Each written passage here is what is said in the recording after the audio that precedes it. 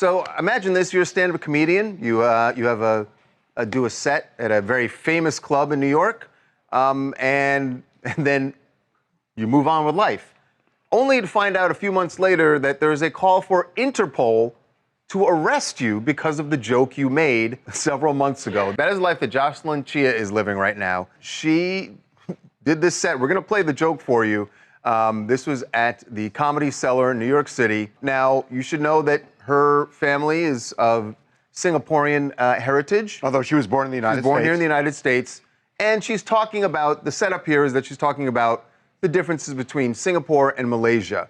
Which used to be one, separated. In the 665, I believe.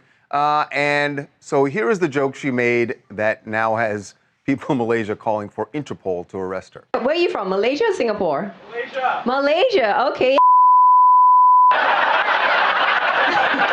Isn't that the best breakup revenge? Now Malaysia, y'all trying to come around like, hey, Singapore, you're looking good lah. And we're like, I know, but why haven't you visited me in 40 years? And you're like, oh, yeah, I tried, but you know, my airplanes cannot fly. What? Malaysian Airlines going missing, not funny, huh? Some jokes don't land. I like the some jokes don't land to pull it back at the end. But maybe now Interpol's after me. So Interpol is now targeting her? This is unreal. There's a law, apparently. So joining us now is the possibly wanted comedian Jocelyn Chia. Jocelyn, welcome to TMZ Live. Hi, everybody. Thanks for having me. So Jocelyn, you know the old saying, right? That I can't get arrested in this town. Well, there's an upside to that, right? Definitely, yeah. They're saying all publicity is good publicity. So Interpol wanting me has really boosted my profile here in the States because Americans think this is just bad crazy. It is nuts. So I would love to know, like, how this was explained to you, why Malaysian officials feel that they have some jurisdiction. There's something to do with being online? Yes, that's right. And they have arrested a comedian who is Malaysian who posted some jokes online. And that comedian has to stand trial pretty shortly based on his online jokes. So I think because they have had precedents of arresting comedians for breaking a law that they have for offensive online content was one. And for me, something about inciting unrest, something like that in Malaysia. So I have two laws. Apparently, I broke two laws in Malaysia. So that's why they think. That comedian who is going to be standing trial, was he a U.S. citizen? No, he's Malaysian. So they absolutely have jurisdiction over him. But as a U.S. citizen, I think initially they thought I was Singaporean. So if I was Singaporean, they would have political leverage because Singapore and Malaysia have very strong ties, and Singapore kind of needs Malaysia for things like water. So Malaysia sells water to Malaysia. So that they definitely would have more political leverage if I was Singaporean. And they have gotten a Singaporean comedian banned from performing in Malaysia for years for doing a joke about Malaysia. So definitely if I was Singaporean, I'd probably be in a lot more trouble right now. Well, but there's kind of a serious side to this because honestly, I can't even process how ridiculous this is.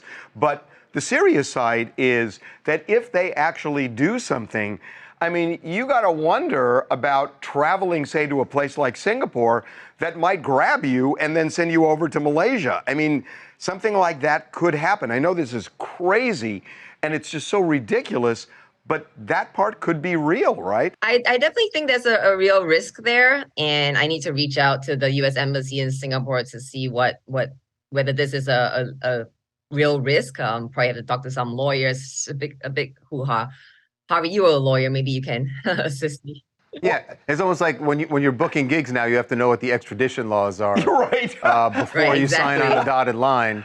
There's one more thing to do other than writing jokes. I mean, my life as a comedian used to be so simple. It was, okay, I write a joke, does it get a laugh? It ends there. That was the extent of my consideration. Now it's, I'm going to write a joke, does it get a laugh?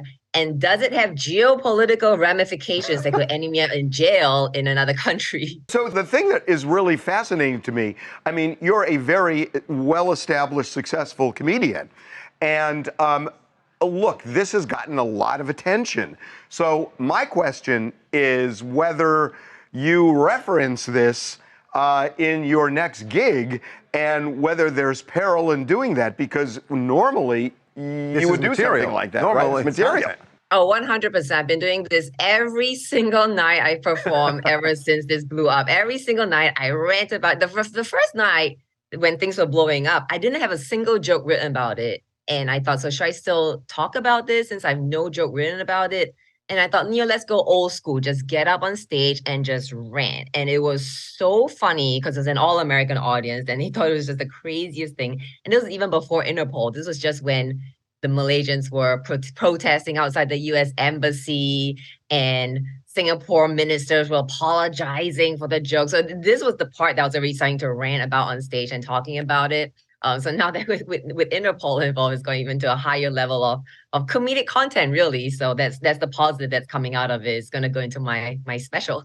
The way I'm thinking of this now, because I've read a lot about the airplane, and I've also seen documentaries on this.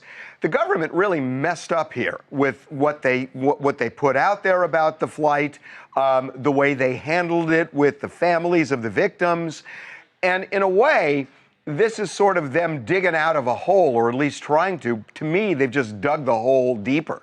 I mean, that's the way I see it. I've definitely heard people say express a similar sentiment, and according to the source that someone sent to me, the Malaysian government has even apologized to the families of the victims, right? So yeah, I see this point that you're making. Yeah. Well, we will see where this goes.